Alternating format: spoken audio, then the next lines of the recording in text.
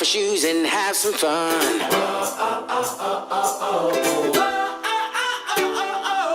Hi, I'm Gary Thompson, CEO of Uplifting Australia. Our mission is to strengthen the emotional well-being and resilience of children and families. Thanks for watching this film and being involved in our programs. We hope we can help out in some way by providing you with an opportunity to reflect on all the good things your family's already doing, or to help out with some practical ideas that you can use at home. We trust that you know what's best for you and your family, so please disregard any ideas that you don't agree with. Thanks again. Hi, I'm Peter Chown. I'm a psychologist. I've been working with young people for 30 years in many countries around the world, including head of an outreach service for young people at risk at the Children's Hospital in Sydney. These experiences have taught me the importance of really good parenting for helping our young people develop into healthy, happy adults. The relationship we have with ourselves and with others is an essential building block for life. It is important not only to model these skills, but also to actively teach them to our children. That's why I have become an ambassador for Uplifting Australia, because it provides a great practical framework for parents to learn how to impart these relationship skills to their children, and for families to apply these skills in their everyday lives.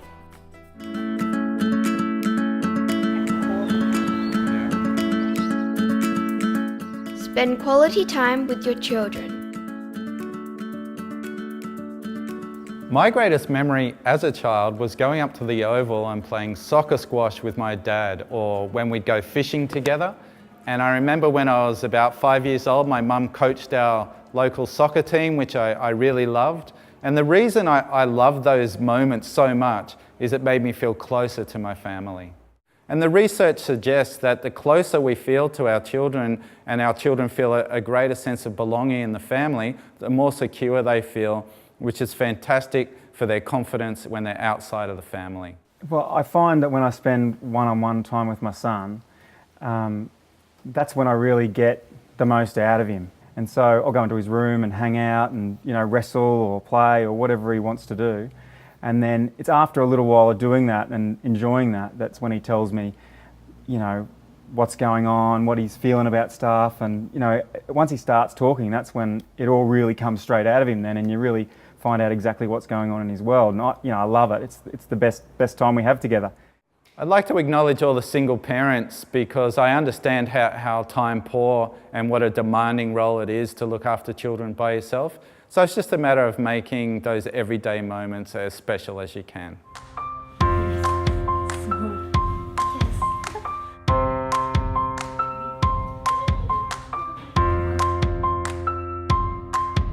Have meaningful conversations. Meaningful conversations often start with listening. And I know, having small children, what children want to talk about is not always interesting. But if we can take the time to listen to them and ask reflective questions and find out why they like things, how they feel about things, in a way that's not too judgmental, so we practice just listening, what you'll find is your children will love sharing their life with you. I'm a really strong advocate for preventative conversations as well. And I know in my family, we sit down once a month and we have family meetings where everybody's allowed to speak honestly and openly about how they feel about the way things are going on in the family. And because we don't ever criticise what the children say, we find they're very, very honest with us, and we're able to reflect on that, and it's made our family so much better. Why did you leave? Why did you jump? I did jump.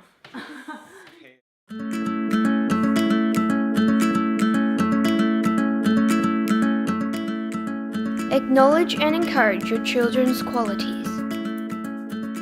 A major goal of parenting is to raise children who feel great about who they are. This way they won't need to overly compare themselves to others, give themselves negative messages, or seek approval from other people to feel good about who they are. A really good way to do this is to focus on all your child's great qualities and to acknowledge all the attempts they make in life, and not just to focus on their achievements. We're not saying don't celebrate achievements. Celebrating good outcomes is great, but it can become unhealthy if that's the only time we say nice things to our children, or if we keep pushing them to live up to our expectation, otherwise we disapprove of them. That can be very damaging to their self-esteem.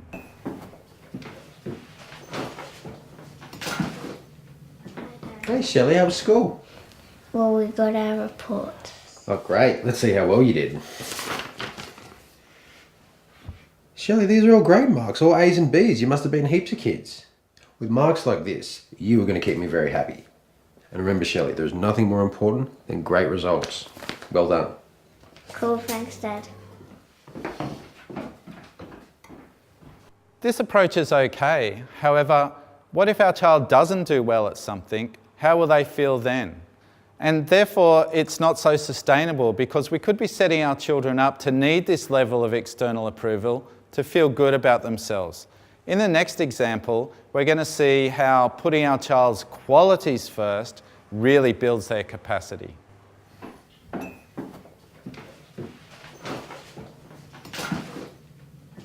Hey Shelley, how was school? Well, we got our report. Oh great. Now before I look at this, I just want to say that no matter what your marks are, we are really impressed with you as a person. The way you've approached things this year and all the effort you've put into school has been really great. Okay? Let's have a look. Shelley, this is really great. And most importantly, I know how hard you worked for it. You've shown a lot of commitment at school and you've been super responsible. And they are qualities that they're really going to help you in life. And I really admire you for that. How does it feel? I'm really proud of myself. And to celebrate, I think we should have a special dinner this Friday. You choose what we have. Thanks, Dad. If you start giving clear, consistent messages to your children about the qualities that they have and showing that you value the person more than the outcomes they achieve, then you will start to build your child from the inside out, which means they will truly feel good about who they are.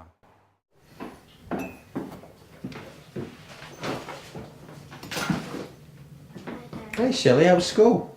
Well, we got our reports and I got lots of C's. I just feel dumb.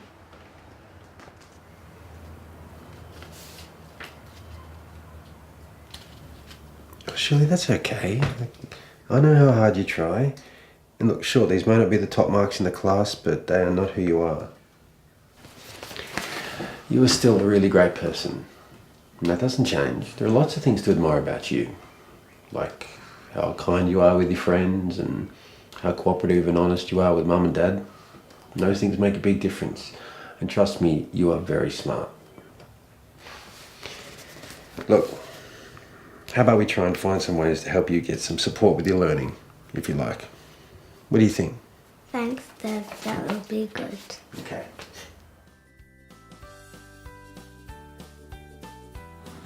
Having well-developed emotional skills helps us to be kind, well-adjusted adults. There is increasing recognition that emotional intelligence is an essential quality for good mental health, empathy and understanding, and for coping with the ups and downs of life. It is also a key ingredient for success in our relationships and work. It is as important to teach these emotional skills to our children as it is for them to develop their academic skills.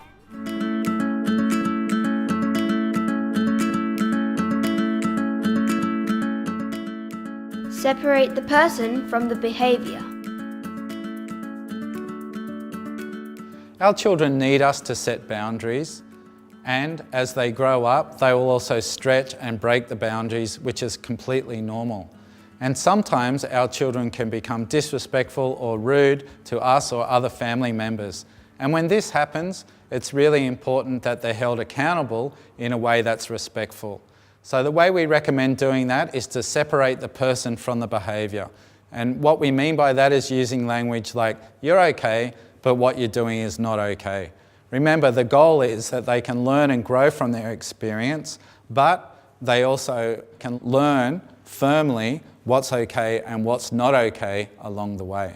There will be times in your family when your buttons will get pushed. I know it happens to me, and our children, we feel like they tip us over the edge and we react in a way that is disrespectful and can be unhealthy to our children.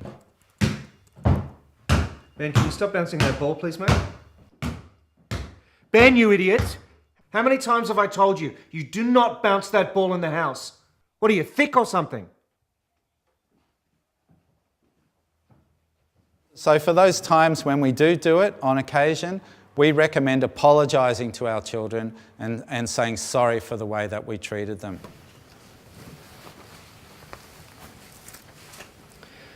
Man, I'm sorry about what I said to you before. I didn't mean that. It wasn't about you at all. It was about your behaviour. But I shouldn't have said what I said. Please don't bounce the ball in the house anymore, hey? Okay, Dad. But I really hate it when you speak to me like that. Yeah, fair enough. If we are prepared to say sorry to our children and apologise for our behaviour when we know it's hurtful, it really restores the emotional connection again and makes our children feel safe. It also enables us to ask them for an apology if they become disrespectful to us or other family members. It really is terrific role modelling, and what you're showing is a level of emotional self-responsibility, which is fantastic for your children to learn that as they're growing up. If you're in a habit of being disrespectful or rude to your children and you find yourself reacting regularly to them in this way, this could be as a result of the way you were brought up. And if we look at the principles of this strategy, that doesn't mean you're a bad person or a horrible parent. It just means some of your behaviour probably needs a bit of support so you can form the kind of habits that are going to work well for you and your child. Ben, can you stop bouncing that ball, please, mate? Ben. Look, you're okay, but bouncing the ball in the house isn't. Could you stop, please? Okay, Dad. I'll go outside. All right. Thanks, mate.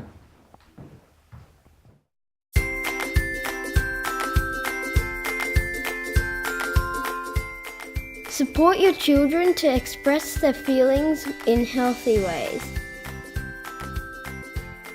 Being able to talk about how you feel is a really important part of being a well-adjusted adult. And it's really important that we support our children to be able to express their feelings, both the positive and the negative ones. And I also just want to acknowledge to all the dads in the room that there was a time in our history where it was considered unmanly to have feelings or to be vulnerable or to be able to talk about things in these ways. But the truth is, both our boys and girls are equally sensitive and benefit enormously from learning how to have an emotional language and be able to talk about what's going on for them in a healthy way instead of lashing out in a way that can just be hurtful to other people. Oh my God, you stupid toy! Hey, Amelia. Amelia? You seem like you're a bit upset. Are you okay? I'm not upset, I'm really angry. Okay. You're feeling angry. It's okay to feel angry, but you're going to have to stop that now. When you're ready, we'll have a chat about why you're feeling so angry. Yeah. All right. A useful technique for supporting our children like this is to ask them validating questions. For example, if they're really excited and making a big racket and you're trying to talk on the phone, instead of telling them to be quiet, you could say, "You seem pretty excited." And they go, yeah, I'm excited. And then you can say, "Well, I need you to tone it down," and you can reach them once they've been validated. Or if they're angry, like think about if you've come home from work and your partner says, "How are you?" and you say, "Well, I'm feeling angry." And your partner says, "Well, there's no point being angry. That never did anything." You're probably going to feel more angry. But if you're validated and your partner says, "Yeah, I can see that you're angry, that must be upsetting for you," then there's a breath there, and then you're able to talk about what's happened. Now, it's the same for our children, and it's really important that we coach them and support them to be able to talk about these feelings so that then they can have the conversations they need to have. Life skills like problem solving and reflective thinking help us to be resilient and deal with life's challenges. Teaching these skills is important because our children will face many difficult situations where they need the capacity to step back, reflect, take considered action, and learn to cooperate with others in solving problems.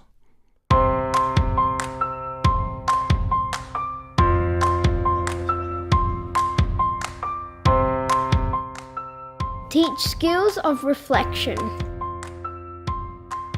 Teaching your children skills of reflection assists them to take different perspectives from life situations and also helps with the development of the brain and the development of empathy, which enables them to tune into their own feelings and to see how other people are feeling, and also to be responsible for the way their behaviour can make other people feel, which really is vital life skill in both their personal, professional and intimate relationships in the future. I noticed Max come home from school, he was a bit upset, and I just wondered what was wrong, you know. I said, what's going on? Why are you upset? You know, what happened? So he said, you know, he's mucking around with his mates, upset the teacher. I just asked him, why did he do that, and how would the teacher feel about it? Max is starting high school next year, and we just want him to start thinking for himself and not follow any other kids. Self-reflection really supports our children to learn from their mistakes and their achievements and makes personal development a normal part of their life. It also really helps them to make wise decisions despite what other people are doing in their peer groups, which definitely helps to keep them safe.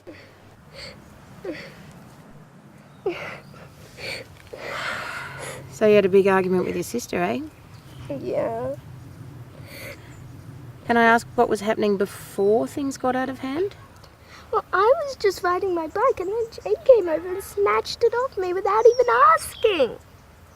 Then what happened? I asked her to give it back. How are you feeling? I was annoyed. What happened next? I yelled at her and she yelled at me, and then I punched her, but she just wouldn't give it back, and then you came in. Do you think how you handled it was good for you or your sister? No. What could you have done differently? I could have asked her to give it back again, and if she didn't, came and found you for some help. That's good. Because yelling and hitting isn't okay for our family. Yeah. I'm going to go now and I'm going to have a chat with Jane as well, okay? Okay.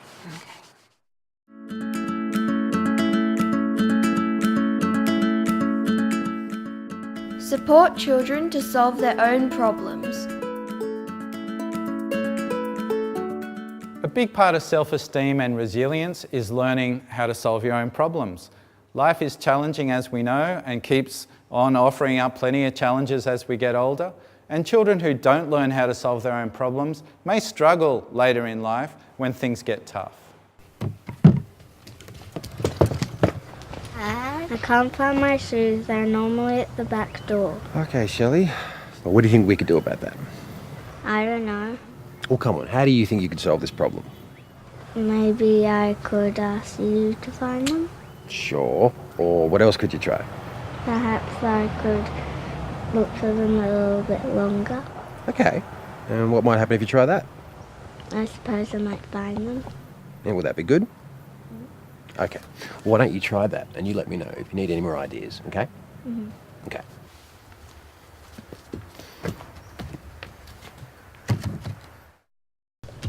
Dad, I found them. Oh, great. Where were they? They were just under my bed. Very good. Well, you have a nice time tonight, okay? Bye-bye. Bye. For Strategy 5, we've developed a really useful coaching model for parents to support their children to solve their problems. And if you're keen to check it out in more detail, we've outlined it in our ebook. So there was a situation with my daughter where she didn't get into the netball team she wanted to get into, and she was absolutely heartbroken. So I just sat with her, and I didn't try and fix it, even though I kind of wanted to.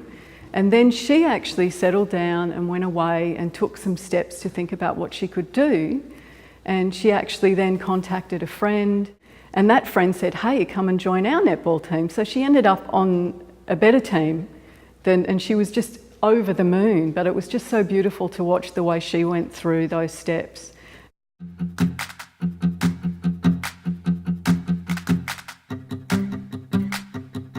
Connect privileges with responsibilities. By the time our children are teenagers, we want them to be self-responsible and understand that there is freedom and there is responsibility. Sometimes we can play and hang out and do whatever we want, and other times we have jobs in the home or homework that we just have to do. Supporting our children to understand that from a young age will enable them to independently fulfill commitments when they're older. You don't really want to be hassling your children to do their homework every day when they're teenagers. The goal really is that they know what they have to do and they can just get on and do that. Mom, can I play on my iPad? If you can show me that your homework's done and your jobs are all finished, you can have 30 minutes because that's the agreement we made together. But all my friends are online now. Well, then I'd suggest you get on with your jobs. But I hate this. It's not fair. All my friends don't have to do this. Ben, that's not our agreement. It's not going to happen. It's not fair. I am not changing my mind. I'm just going to do it anyway. I don't care what you say. Ben, if you can't be responsible for your agreements and jobs, then I'm going to have to take that iPad away from you, as we agreed. That would be the consequence. Okay. It's really important that we establish appropriate consequences for our children, and equally as important that we hold them. If our children work out as all they've got to do is whinge and nag at us, and eventually we won't be able to handle it and we'll give in, then you might find that they'll do that every time. But if we can get over the hump of going, look, we're serious, we're not changing our mind, then they'll know that that's true and happening, and it will support them to fulfill their commitments, and it will make our life easier in the long run.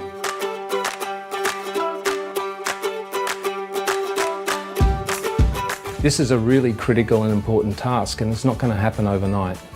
It's a really worthy investment to take the time to really connect with your kids, to learn these strategies and implement them in a consistent way, and you'll see that you'll reap the benefits, and so will your children.